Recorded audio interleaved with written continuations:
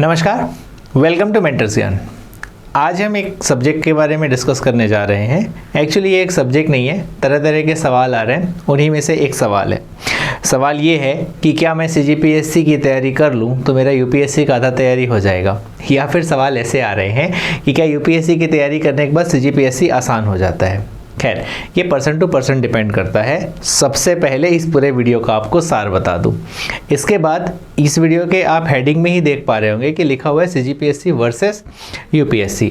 Actually ये CGPSC versus UPSC का video नहीं है, ये CGPSC एंड UPSC का वीडियो है, जिस पे हम डिस्कस करेंगे CGPSC के रोल का आपके एग्ज़ाम की जर्नी में, UPSC के रोल का आपके एग्ज़ाम की जर्नी में। ठीक है, स्टार्ट करते हैं। सबसे पहले आप देख पा रहे होंगे इधर लिखा हुआ है CGPSC, इधर लिखा हुआ है UPSC। अब दोस्त, CGPSC और UPSC कोई एग्ज़ाम नहीं होता। CGPSC UPSC एक कॉन्स्टिट्यूशनल बॉडी है, कॉन्स्टिट्यूशनल इंस्टीट्यूट है। ठीक है, अब इसमें संवैधानिक निकाय हिंदी में, तो इसमें होता क्या है कि यह है जो आप UPSC यहाँ पे देख पा रहे होंगे, इसको कहते हैं संघ लोक सेवा आयोग, और जो CGPSC देख पा रहे होंगे ये राज्य लोक सेवा आयोग है। छत्तीसगढ़ का, इसीलिए छत्तीसगढ़ लोक सेवा आयोग ये नाम होता है। इनके द्वारा विभिन्न प्रकार के एग्ज़ाम्स कंडक्ट कराए जाते हैं। शासन को, प्रशासन को ऑफिसर्स की ज़रूरत रहती है। ऑफिसर्स चुनने का काम करने वाली संस्था हैं CGPSC और UPSC। ठीक है, अब आपको पता होगा कि UPSC में जो ऑफिसर्स प्रदान किए जाते हैं ट्रेनिंग करके, वो होते हैं IAS, IPS, ठीक है, IRS, इस तरह के लोग होते हैं जिनको सिलेक्शन करके एज एन ऑफिसर भेजा जाता है। यहाँ पे आप देखेंगे तो वो होंगे डिप्टी कलेक्टर, वो होंगे DSP, वो ये हो सकते हैं कि अकाउंट ऑफिसर हो सकते हैं, और क्या हो सकते हैं, तो इस जगह से अगर आप होंगे तो SAS ऑफिसर होता है। इसके अलावा होता है नायब तहसीलदार। ऐसे बहुत सारे ऑफिसर्स होते हैं। अब क्या यही ऑफिसर होते हैं जो CGPSC के एग्ज़ाम से निकल के आते हैं या फिर UPSC के एग्ज़ाम से निकल के आते हैं? नहीं, इनके अलावा और भी अलग अलग पोस्ट होते हैं जिनका सिलेक्शन प्रोसेस होता है या जिनका एग्ज़ाम CGPSC और UPSC कंडक्ट कराता है। अब ये कौन कौन से होते हैं, तो इसमें देखिए CGPSC स्टेट सर्विस एग्ज़ाम, जिसके फरवरी में प्रीलिम्स होता है, जिसके बारे में काफ़ी हाइप है, इसी की बारे में बात हो रही है, जिसके रिलेटेड भी आप रेगुलर वीडियो देखते रहते हैं। तो स्टेट सर्विस एग्ज़ाम CGPSC के एग्ज़ाम है। इसी के माध्यम से DC DSP या फिर अकाउंट ऑफिसर, GST कमिश्नर, इस तरह के ऑफिसर्स तैयार होते हैं। स्टेट इंजीनियरिंग सर्विस अगर आप देख पा रहे होंगे तो छत्तीसगढ़ के अलग अलग क्षेत्रों में इंजीनियरिंग डिपार्टमेंट के लिए जो इंजीनियर सेलेक्ट होते हैं, या कहीं पे आप देखे होंगे कनिष्ठ अभियंता या फिर सीनियर इंजीनियर अगर आप देखते होंगे तो वो इसी के माध्यम से सेलेक्टेड होते हैं। अब इसमें पहले ऐसा एग्ज़ाम होता था कि आपका सिविल, मैकेनिकल और इलेक्ट्रिकल सबके लिए अलग अलग ऑफिसर्स तैयार होते थे, लेकिन आजकल सिविल के लिए अलग और इलेक्ट्रिकल मैकेनिकल का एक साथ एग्ज़ाम होता है। खैर, ये एग्ज़ाम होते हैं जिससे इंजीनियर का सिलेक्शन होता है। ACF assistant conservator of forest, इसके साथ में ही रेंजर का भी पद होता है, जिसके बारे में आप रेगुलर सुनते रहते हैं। ठीक है, अभी इसके बारे में चला भी था कि शायद इसका पेपर आने वाला है, तो ये CGPSC ही कंडक्ट कराता है। ठीक, इसके बाद अगर आप देखेंगे तो असिस्टेंट प्रोफेसर मेडिकल सर्विसेज, कुछ दिनों पहले ITI प्रिंसिपल का एग्ज़ाम हुआ था, उसको भी CGPSC ही कंडक्ट कराया था। 1 सितंबर को जो आने वाला एग्ज़ाम है, जिसमें उप परिवहन अधिकारी, इसका भी कंडक्ट कौन करा रहा है? CGPSC ही करा रहा है। तो CGPSC एक एग्ज़ाम कंडक्टिंग बॉडी है जो कि ऑफिसर्स तैयार करती है थ्रू अलग अलग एग्ज़ाम्स। ठीक है, सेम यहाँ पे अगर आप UPSC में आएंगे तो आप देख पा रहे होंगे इंडियन फॉरेस्ट सर्विसेज, तो यहाँ पे जो डिविजनल फॉरेस्ट ऑफिसर होते हैं, DFO होते हैं, वो रेडी होते हैं इंडियन फॉरेस्ट सर्विस एग्ज़ाम से। सिविल सर्विसेज एग्ज़ाम्स होते हैं, इसमें आपके IAS बनेंगे, IPS बनेंगे, IRS बनेंगे, इस तरह के ऑफिसर्स रेडी होते हैं। CDS है जो कि डिफेंस का एग्ज़ाम है, NDA ये भी डिफेंस का एग्ज़ाम है। इस तरह के एग्ज़ाम्स कंडक्ट कराता है UPSC। EPFO यह भी एक तरह का एग्ज़ाम है। ठीक है, तो EPFO का अगर अब एग्ज़ाम पता होगा तो ये भी UPSC कंडक्ट कराता है, और ऑफिसर इस एग्ज़ाम के माध्यम से रेडी होते हैं। ठीक है, तो अब इस स्लाइड में आपको समझ में आ गया होगा कि ये कोई एग्ज़ाम नहीं है, इसके अंतर्गत अलग अलग एग्ज़ाम होते हैं, जिसमें स्टेट सर्विस एग्ज़ाम जो होता है SSE राज्य सेवा परीक्षा, जिसके अंतर्गत जो अलग अलग पोस्ट आए होते हैं वो इन सब के पोस्ट आए होते हैं, और ये सारे ऑफिसर्स इस स्टेट सर्विस एग्ज़ाम से बनते हैं, जिसका हम आज डिस्कशन आपके साथ करने वाले हैं। साथ ही साथ यूपीएससी का भी सिविल सर्विस एग्ज़ाम होता है जिसको सिविल सर्विस CSE बोलते हैं, ठीक है। तो सिविल सर्विस एग्ज़ाम होता है और इसके अंतर्गत अगर आपका सिलेक्शन होता है तो आप IAS IPS IRS इस तरह के ऑफिसर्स बनते हैं, ठीक। इन्हीं दोनों एग्ज़ाम्स के बारे में अभी आगे के स्लाइड्स में डिस्कशन होगा। ये आपको समझा चुके हैं। अगला स्लाइड यहाँ पे ध्यान दीजिएगा। जब आप परीक्षा की प्रक्रिया में आते हैं तब प्रीलिम्स दोनों में होता है, CGPSC और UPSC, ठीक है। तो प्रीलिम्स UPSC और CGPSC दोनों में होगा। अब दोनों में 2 पेपर होते हैं। प्रीलिम्स की ही बात कर रहा हूँ, दोनों में 2 पेपर होते हैं। प्रीलिम्स में एक पहला आपका GS पेपर होता है, दूसरा होता है CSET। GS पेपर में होता है तो जनरल स्टडीज़ से रिलेटेड क्वेश्चन आते हैं। जनरल स्टडीज़ का मतलब कैसे होगा? छत्तीसगढ़ का अगर CGPSC आप दे रहे हैं तो छत्तीसगढ़ का इतिहास, भूगोल, अर्थव्यवस्था, जनजाति, कला, संस्कृति, इन सब से रिलेटेड 50 क्वेश्चन आएंगे, जिसमें हर क्वेश्चन का 2 नंबर होता है, प्लस 50 क्वेश्चन भारत की इतिहास, भूगोल, अर्थव्यवस्था, कल्चर, इन सब से रिलेटेड क्वेश्चन आता है। इसके साथ ही साइंस, एनवायरनमेंट, इन सब के क्वेश्चंस का भी समावेश होता है CGPSC प्री के GS पेपर में, ठीक। GS paper. अब यहाँ पे प्रीलिम्स का मैं आपको दोनों के लिए अगर बताना चाहूँ तो 2 पेपर होता है, यही GS और CSET, ठीक है। तो ये जो GS पेपर होता है वो सुबह होगा, आप सभी को पता होगा। CGPSC में 100 क्वेश्चन आएंगे, 100 क्वेश्चन में 200 नंबर होते हैं, जिसमें आपको कट ऑफ क्लियर करना होता है, इसी से कट ऑफ बनता है। आगे आता है CSET एग्ज़ाम। UPSC में भी ऐसे ही होता है, GS पेपर आपका मॉर्निंग में होगा, फिर इवनिंग में CSET होता है। हाँ, अब क्वेश्चन के लेवल अलग अलग हो जाते हैं क्योंकि इसका सिलेबस अलग है और इसका सिलेबस अलग है, इसीलिए क्वेश्चंस अलग अलग हो जाएंगे। पूछने के तरीके में भिन्नता होती है। प्रीवियस ईयर देखने से आपको डेफिनेटली समझ में आएगा कि कैसे सवाल आते हैं और क्या किस में एनालिटिकल होता है, किस में नहीं होता है। इन सब डिस्कशन पे अभी नहीं जाते हैं। सिलेबस अलग अलग है, सवाल अलग अलग होंगे। तो GS का ऐसे अलग हो जाता है। CSET में भी होता है। तो छत्तीसगढ़ PSC की अगर CSET की बात करेंगे तो रीजनिंग, एप्टीट्यूड, मैथ्स, लैंग्वेज में भाषा, छत्तीसगढ़ी, हिंदी, इस तरह के सवाल आते हैं। थोड़ा सा संचार और संप्रेषण भी होता है, संचार कौशल होता है, उससे रिलेटेड क्वेश्चन आता है। पर UPSC में अगर आप बात करेंगे तो यही रीजनिंग, एप्टीट्यूड, मैथ्स तो आएगा ही, उसके साथ ही आपको प्रेसिस होता है, उसको सॉल्यूशन करना होता है, ठीक है। एक आपको पैराग्राफ दे दिया जाएगा, उसको पढ़ करके नीचे के सवालों का हल करना होता है। काइंड ऑफ केसेस से रिलेटेड होता है। अब इसको आप UPSC में CSET में इस तरह के सवाल देखेंगे। हाँ, ध्यान दीजिएगा, ये CSET का पेपर होता है, यानी CGPSC प्रीलिम्स वाले दिन शाम वाला जो पेपर होता है वो क्वालिफाइंग होता है। क्वालिफाइंग का मतलब उसमें कम से कम इतने नंबर पाने हैं, तभी आपका ये GS वाला पेपर चेक होगा। शाम के पेपर में लिमिटेड नंबर पाने होंगे, उसके बाद ही लिमिटेड नंबर से ऊपर अगर आप नंबर पाते हैं तभी आपका सुबह वाला पेपर चेक होगा। साधारण भाषा में अगर बात करें, CGPSC में अगर आप अनरिजर्व कैटेगरी, जिसको हम जनरल कैटेगरी बोलते हैं सामान्य भाषा में, इसमें आप कम से कम आपको 66 नंबर लाना है। किसमें? CSET पेपर में। और आपको इससे ज़्यादा अगर नंबर, ये एक और कैटेगरी होता है जिसमें रिजर्व कैटेगरी आती है। तो अगर रिजर्व कैटेगरी की बात करेंगे तो आपको 46 नंबर कम से कम लाना होगा। इसमें कौन कौन से कैटेगरी आएगी? तो आ जाएगी OBC और SC, ST, ठीक है, और विकलांग क्राइटेरिया। तो अगर आप यहाँ से आते हैं तो आपको एटलीस्ट 46 नंबर चाहिए और 66 नंबर चाहिए। अगर आप अनरिजर्व कैटेगरी से आते हैं तब आपका पहला पेपर चेक होगा, फिर उसमें आपका जितना भी नंबर आता है उसके अकॉर्डिंग आपका कट ऑफ क्लियर हुआ है या नहीं डिसाइड होगा। फिर आप देने आ जाते हैं मेंस, ठीक है। अब UPSC और CGPSC में आप मेंस देने आ गए क्योंकि आपका प्रीलिम्स निकल गया। तो CGPSC में आपको 7 पेपर देने होंगे जो कि लगातार 4 दिन में होगा। कितने दिनों में होगा दोस्तों? 4 दिन में होगा।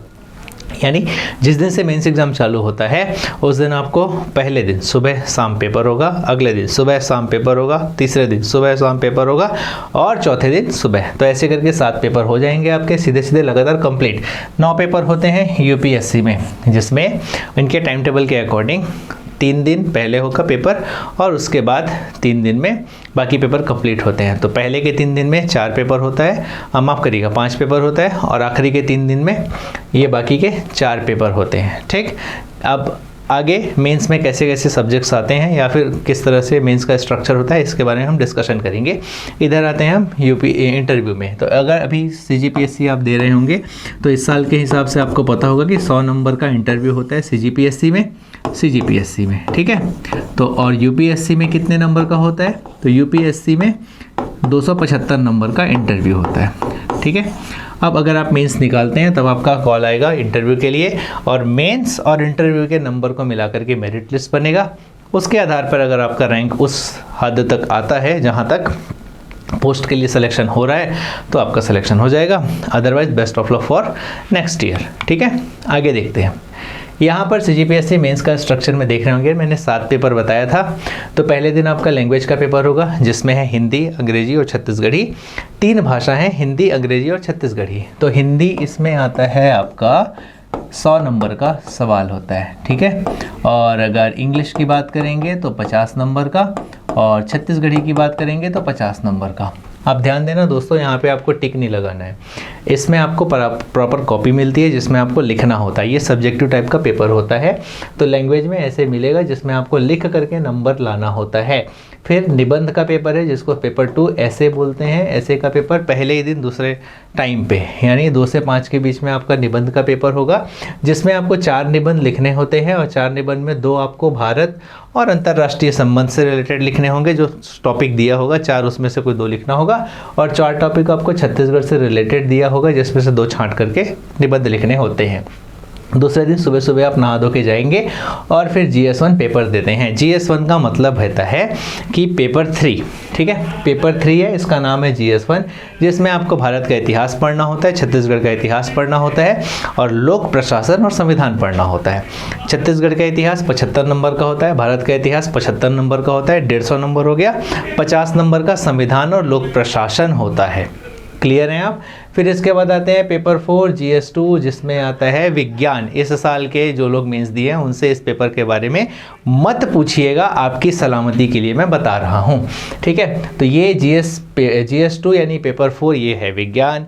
और इस विज्ञान वाले पेपर में 3 पार्ट होते हैं, जिसमें पहला पार्ट होता है साइंस, दूसरा पार्ट होता है मैथ्स, और तीसरा पार्ट होता है अप्लाइड साइंस, ठीक है। अब कई लोगों को कंफ्यूज होता है कि ये अप्लाइड साइंस और साइंस में अंतर क्या है। तो ध्यान दीजिएगा, साइंस का मतलब फिजिक्स, केमिस्ट्री, बायो पढ़ोगे। अप्लाइड का मतलब उसी को उपयोग करना पढ़ोगे। उपयोग करने का मतलब फिजिक्स अगर स्पेस टेक्नोलॉजी में उपयोग हो रहा है तो यहाँ पे सब्जेक्ट क्या बन गया है कि स्पेस टेक्नोलॉजी, इसके अंतर्गत आपको पढ़ना पड़ेगा। अगर आप बायो में प्लांट के बारे में पढ़ रहे हैं तो उसका उपयोग जेनेटिक इंजीनियरिंग में होता है, जिसके बारे में आपको अप्लाइड साइंस में पढ़ना पड़ेगा, जो कि पर्यावरण है। विज्ञान की सारी चीज़ें उपयोग हो रही हैं कंप्यूटर में, मैथ्स की कुछ चीज़ें उपयोग हो रही है कंप्यूटर में। तो इस सब्जेक्ट के अंतर्गत आपका कंप्यूटर भी आएगा, पर्यावरण भी आएगा। इस तरह की सारी चीज़ों को मिला करके बनता है अप्लाइड साइंस। ये 75 नंबर का होता है, मैथ्स 50 नंबर का होता है, और साइंस कितने नंबर का होता है? 75 नंबर का। 75 150 हो गया, 50 नंबर का मैथ्स हो गया। फिर आते हैं GS पेपर 3। अगले दिन फिर सुबह आप नहा धो के पहुँचे और आपका सामना होगा 3 सब्जेक्ट से सुबह सुबह। पहला इकोनॉमी, ठीक है। इकोनॉमी कहाँ कहाँ का? तो भारत और छत्तीसगढ़ का इकोनॉमी। फिर आपका सामना होगा जियोग्राफी, किसका? भारत के जियोग्राफी से, जियोग्राफी ऑफ इंडिया। फिर आपका सामना होगा किससे? जियोग्राफी ऑफ छत्तीसगढ़, ठीक है। तो छत्तीसगढ़ के जियोग्राफी से आपका सामना होता है। अब इस तरह के सामने में आपको economy of Bharat and Chhattisgarh 75 number का होगा। जियोग्राफी ऑफ इंडिया 50 नंबर का होता है। सब्जेक्ट बड़ा है, फिर भी CGPSC में 50 नंबर का ही इसको स्थान दिया गया है। जियोग्राफी ऑफ छत्तीसगढ़, क्योंकि छत्तीसगढ़ का PSC है इसीलिए 75 नंबर का होता है। तो 75 75 150, और ये हो गया 50 नंबर का। हर पेपर 200 नंबर के होते हैं। इसके बाद पेपर 6 GS4, पेपर 6 GS4 जो कि आपका तीसरे दिन 2 से 5 बजे के बीच में होगा। अब यहाँ पे आपको पढ़ के क्या रखना है, तो आप थोड़ा हिंदी में लिख देते हैं। तो आपको सबसे पहले 75 नंबर का दर्शन पढ़ना होगा, फिर पढ़ना होगा समाजशास्त्र, ये कितने नंबर का होगा? 50 नंबर का। तो आपको 50 नंबर का ये पढ़ना होगा, 75 नंबर का दर्शन। और तीसरा छत्तीसगढ़ के सामाजिक परिदृश्य, समाज के बारे में, यानी यहाँ के जनजातीय समाज के बारे में कुछ आपको पढ़ना होगा।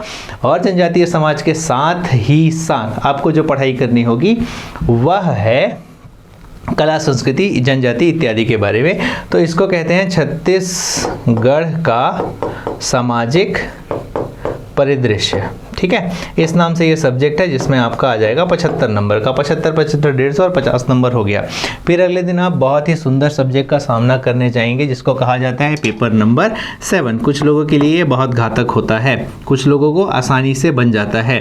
देखिए ये GS 5 जो है इसमें ऐसा कोई सब्जेक्ट का एक नाम नहीं है, ठीक है, अलग अलग टॉपिक्स को मिला करके पार्ट बनाए गए हैं। तो पेपर 7 का जो पार्ट 1 होता है इसमें आपकी लोक कल्याणकारी योजनाएं होती हैं, इसके अलावा कुछ अधिनियम होते हैं, जैसे आप उपभोक्ता संरक्षण अधिनियम की बात करेंगे, मानवाधिकार आयोग की बात करेंगे, मानव अधिकार संरक्षण अधिनियम की बात करेंगे, घरेलू हिंसा संरक्षण अधिनियम की बात करेंगे, छत्तीसगढ़ के अंतर्गत टोनही प्रताड़ना अधिनियम की बात करेंगे, अभी भारतीय न्याय संहिता की बात करेंगे। पहले CRPC होता था जो भारतीय न्याय संहिता हो गया, तो इसके बारे में आप डिस्कशन करेंगे।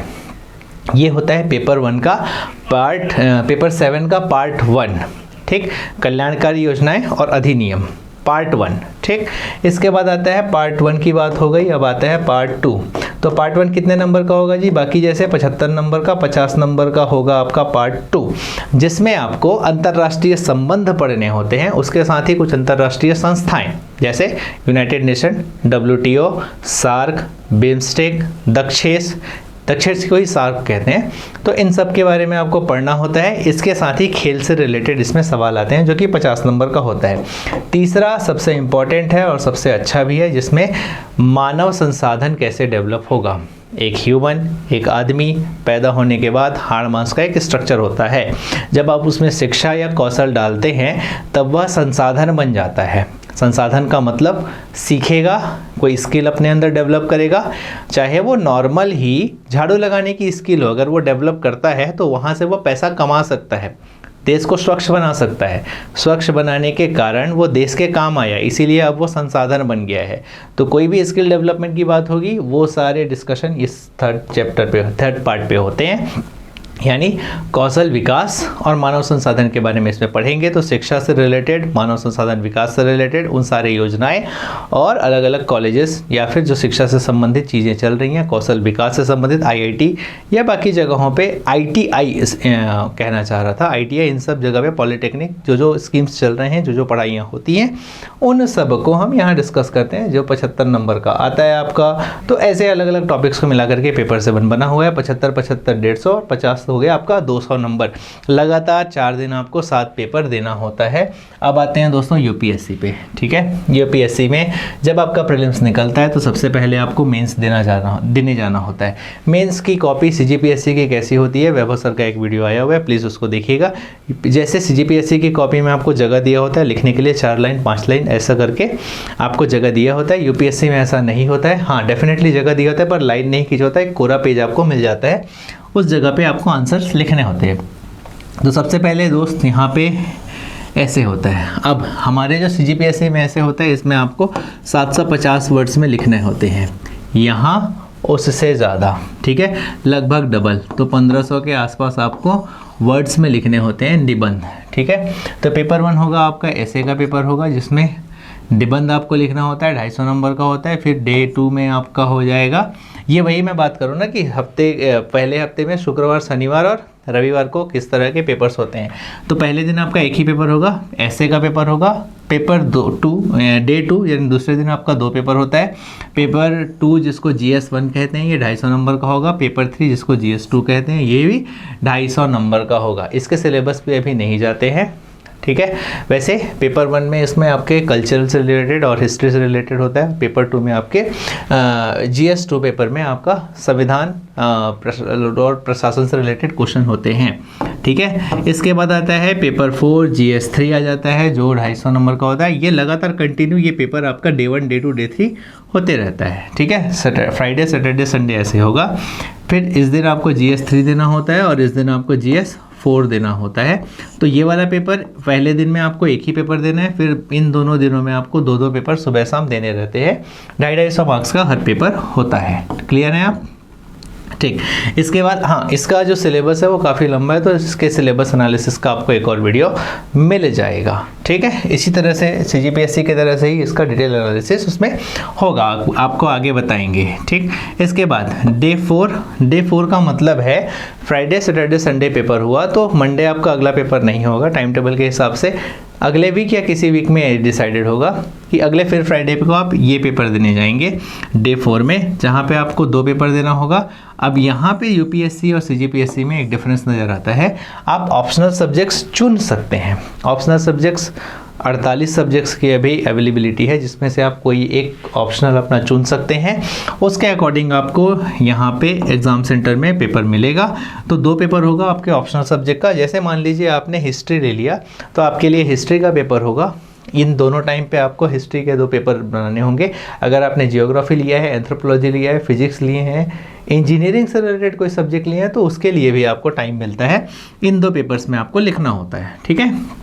उसी से ही रिलेटेड क्वेश्चन आएंगे जो आप पहले फॉर्म भरने के टाइम पे सेलेक्ट करते हैं। फिर इसके बाद डे 5 में आपका इंग्लिश, और इंग्लिश का पेपर जो होता है वो कंपलसरी होता है, आपको इंग्लिश का पेपर देना ही है। और यहाँ पे जो एक भाषा है ये आप सेलेक्ट कर सकते हैं।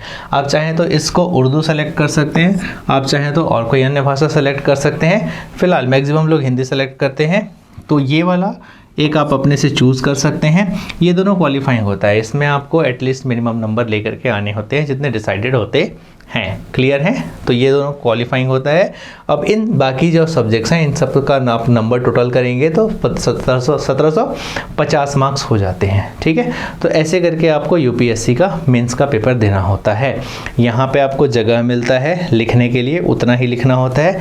यहाँ पे आपको जगह मिलता है, पर यहाँ कोरा पेज होता है। आप चाहें तो छोटा राइटिंग करके बड़ा लिख सकते हैं, छोटा ज़्यादा लिख सकते हैं, कम लिख सकते हैं, वर्ड लिमिट रहती है, इसका ध्यान रखिएगा, ठीक है। दोनों में मुख्य अंतर है, सबसे पहले इनके सिलेबस का, दूसरा अंतर है एग्ज़ाम के मेंस के पैटर्न का। यहाँ आपको 9 पेपर देना है, 2 क्वालिफाइंग देना है और 2 आपके ऑप्शनल होंगे। यहाँ पर ऐसा कुछ नहीं है, सारे पेपर लिखने हैं भैया, सारे पेपर आपको देने ही हैं। ये एक अंतर है। अब जो सवाल था उसके आंसर पे आ जाते हैं। अगर आप इसकी तैयारी कर लेते हो, सीजीपीएससी की तैयारी कर लेते हो, तो क्या इसका आपका आधा हो जाएगा? देखो सब्जेक्ट तो आपको दिख रहा होगा कि यहाँ वाला सब्जेक्ट इसके यहाँ कवर करते हैं तो कुछ सब्जेक्ट हो जाएगा, पर इस तरह की पढ़ाई नहीं करोगे ना, तो इन्हीं सब्जेक्ट को फिर से यूपीएससी के जैसे आपको पढ़ना रहेगा। और अगर आप यूपीएससी तैयारी कर लेते हैं तो डेफिनेटली यहाँ पे जीएस के जो सब्जेक्ट्स हैं, जैसे geography, history of India, geography of India, economy, इन सब जगहों पे आप ठीक ठाक कमांड रहेगा। पर क्या आप छत्तीसगढ़ी, हिंदी और इस सब्जेक्ट पे अगर आप बात करेंगे तो छत्तीसगढ़ के सामाजिक परिदृश्य, छत्तीसगढ़ का इतिहास, ये सारी चीज़ें आपको एडिशनल पढ़नी पड़ेंगी, ठीक है। आपका आंसर राइटिंग कहीं पे भी तैयारी करें, यहाँ करें, बेस्ट स्किल लेकर के आपको तैयारी करना पड़ेगा, क्योंकि कंपटीशन बढ़ गया है।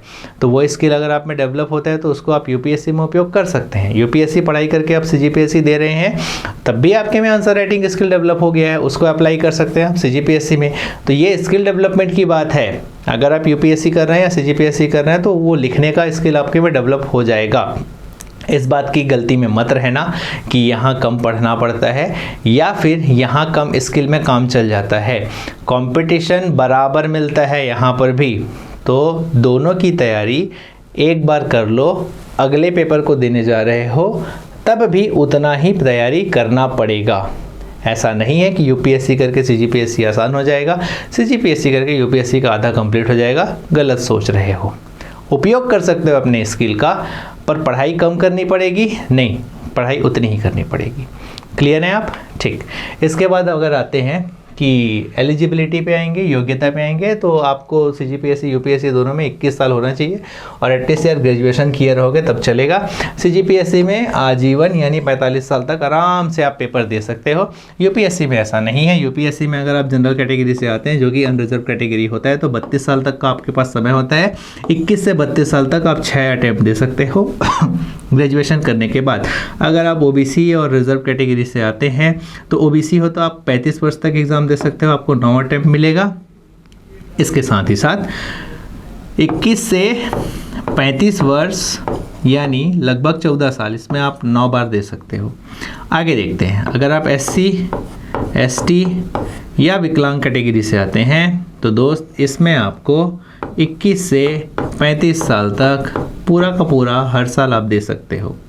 समझ में आ गई बात? तो इस तरह का इसमें एज लिमिट होता है।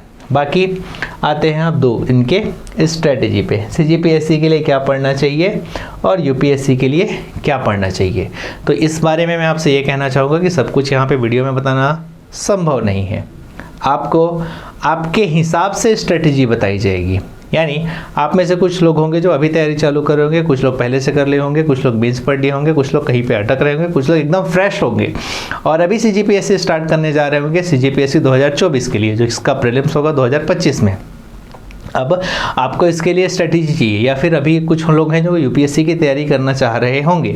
इसके लिए हमारे मेंटर्स हैं जो आपसे बात करेंगे और आपसे बात करके जैसी आपकी सिचुएशन है, जिस तरह से आप पढ़ाई करना चाहते हैं या जो आपके आसपास का एटमॉस्फेयर है, उसके अकॉर्डिंग आपको सोल्यूशन दिया जाएगा। हमारे पास बहुत से ऐसे लोग हैं जो पढ़ाई कर रहे हैं मेंटर्स के अंडर या मेंटर्स से बात करके।